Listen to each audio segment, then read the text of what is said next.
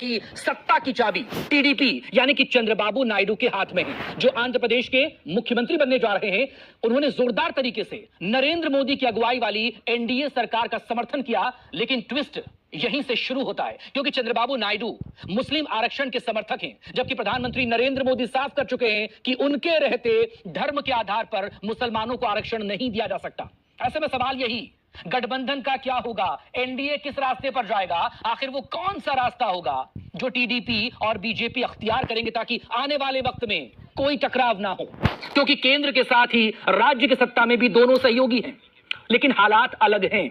राज्य में टीडीपी प्रचंड बहुमत से सत्ता में पहुंची है, जबकि केंद्र की सरकार में बीजेपी के पास बहुमत का आंकड़ा नहीं है। ऐसे में कौन किस पर भारी होगा? मुसलमानों के आरक्षण और सुविधाओं पर दोनों का यानी कि बीजेपी के खिलाफ बताते रहे, कहते रहे हैं कि हमारे रहते धर्म के आधार पर आरक्षण नहीं हो सकता। क्या वो अब भी इस पर कायम है? क्योंकि जिस टीडीपी के सहयोग से केंद्र में उनकी सरकार बन रही है, वो मुस्लिम आरक्षण की हिमायती है। पार्टी ने साफ कहा है कि आंध्र प्रदेश में किसी भी कीमत पर मुस्लिमों को 4% आरक्षण जारी रहेगा। స్పష్టంగా మన ఉద్యోగాలు 4% as they are deserving will protect there is no second thought. ఎందుకు ఈ రోజు ముస్లిమ్స్ లో కూడా పేదరికం ఎక్కువ ఉంది, ఆర్థికంగా సామాజికంగా రాజకీయంగా ఎరగబడి ఉన్నారు. వాళ్ళకి చేయూత ఇవ్వడం మన బాధ్యత. అది डॉक्टर बाबा साहब अम्बेडकर ने अपने विचार रखा और संविधान सभा ने निर्णय किया कि धर्म के आधार पर इस देश में कोई आरक्षण नहीं होगा। आरक्षण दलितों, आदिवासी, ओबीसी के लिए होगा, औरों के लिए नहीं होगा। आंध्र प्रदेश में मुस्लिमों को सिर्फ आरक्षण नहीं दिया जाएगा, बल्कि उनके विकास के लिए तमाम वादे टीडीपी की ओर से किए गए। पहले इन वादों पर एक नजर डाल लेते हैं। मस्जिदों के रखरखाव के लिए हर महीने 5,000 रुपए दिए जाएंगे। राज्य में हज हाउस नूर भाषा कॉरपोरेशन बनाने, उसको 100 करोड़ देने का वादा। हज पर जाने वाले मुस्लिमों को 1 लाख की मदद देने का वादा। 50 साल से ज्यादा उम्र के मुस्लिमों को पेंशन देने का वादा। हर बड़े शहर में ईदगाह और कब्रिस्तान के लिए जमीन दी जाएगी। मुस्लिमों को बिना ब्याज के 5 लाख तक का लोन दिया जाएगा। मस्जिद के इमामों को 10,000 रुपए महीने दिए जाएंगे। पढ़े लिखे इमामों को सरकारी काजी के रूप में नियुक्त किया जाएगा। टीडीपी का कहना है कि राज्य में मुस्लिम सबसे गरीब है, इसलिए हमारी जिम्मेदारी बनती है कि हम उनकी मदद करें ताकि सामाजिक तौर पर उनका विकास हो। टीडीपी प्रमुख चंद्रबाबू नायडू ने इन वादों के साथ ये भी कहा कि हम मुस्लिम के लिए लागू पुरानी योजनाओं को फिर से शुरू करेंगे। 2014-2019 के दौरान टीडीपी आंध्र प्रदेश के सत्ता में थे। उस दौरान पार्टी ने ईद को राज्य उत्सव का दर्जा दिया था। पार्टी का कहना था कि इससे मुस्लिम समाज मुख्य धारा में आया है। अब फिर से आंध्र प्रदेश में टीडीपी की सरकार बनने जा रही है, तो क्या वो फिर से ईद को राज्य उत्सव का दर्जा देगी? टीडीपी की ओर से मुस्लिमों को लेकर जो वादे किए गए, उनको लेकर वरिष्ठ पत्रकार राजीव रंजन ने अपना नजरिया बताया।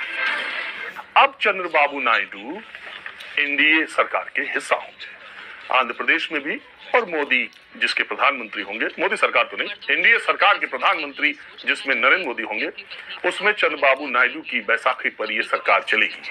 और चंद्रबाबू नायडू ने आंध्र प्रदेश में 4% मुसलमान रिजर्वेशन का वायदा किया है और 1 लाख रुपए हज पर जाने वालों को दिया। और मैं फहरिस्त आपको बता दिया। तो प्रधानमंत्री मोदी और गृहमंत्री अमित शाह जब इंडी गठबंधन की कहते थे, तो ये कहते थे कि इनकी सरकार आएगी तो ये आपका मंगलसूत्र छीन करके जिनके ज्यादा बच्चे हैं यानी मुसलमानों में बांट देंगे, आपका दलितों का, पिछड़ों का आरक्षण लेकर के ये मुसलमानों में बांट देंगे। हम आए तो आरक्षण खत्म कर देंगे या हम होने नहीं देंगे, मुसलमानों को आरक्षण नहीं मिलना चाहिए।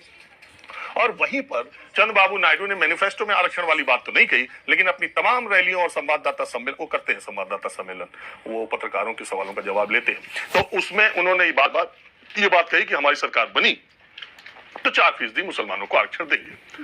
और जिस बात को लेकर के आपने इंडिया गठबंधन को कटघरे में खड़ा किया कि ये मुसलमानों का आरक्षण देंगे, वो आपके एनडीए गठबंधन के ही सबसे बड़ा धड़ा अगर एनडीए का है तो चंद्रबाबू नायडू का है।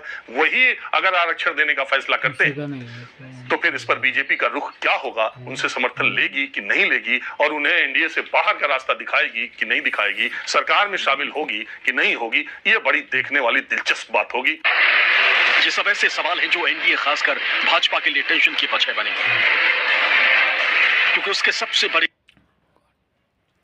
नेता नरेंद्र मोदी मुस्लिम आरक्षण को कानून और संविधान की मूल भावना के खिलाफ बताते हैं। चुनाव के दौरान उन्होंने मंगलसूत्र का मुद्दा उठाया। सिर्फ पीएम नरेंद्र मोदी ही मुस्लिम आरक्षण का मुद्दा नहीं उठा रहे थे, गृह मंत्री अमित शाह भी इसको लेकर वार करते रहे। दलितों का हक छीनने में जाए, आदिवासियों का हक छीन रहे, ओबीसी का हक छीन रहे और अपनी वोट बैंक को धर्म के आधार पर आरक्षण देने का खेल खेल रहे हैं। जब तक मोदी जिंदा है, मैं दलितों का आरक्षण, आदिवासियों का आरक्षण, ओबीसी का आरक्षण, मुसलमानों को धर्म के आधार पर नहीं देने दूंगा। बड़ी बात जो पूरे देश के लिए और विशेषकर एसटी, एससी, ओबीसी के लिए हानिकारक है, इन्होंने 4% मुस्लिम आरक्षण दर इंट्रोड्यूस किया है। 4% मुस्लिम आरक्षण सीधा एसटी, एससी, ओबीसी के आरक्षण पर, रिजर्वेशन पर डाका है। और हम ये निश्चित रूप से कहते हैं, जब भी भारतीय जनता पार्टी की सरकार आएगी। नंबर 3, मानो या ना मानो, जब आपका संसार छोड़ देंगे तब पत्नी के साथ नंबर 4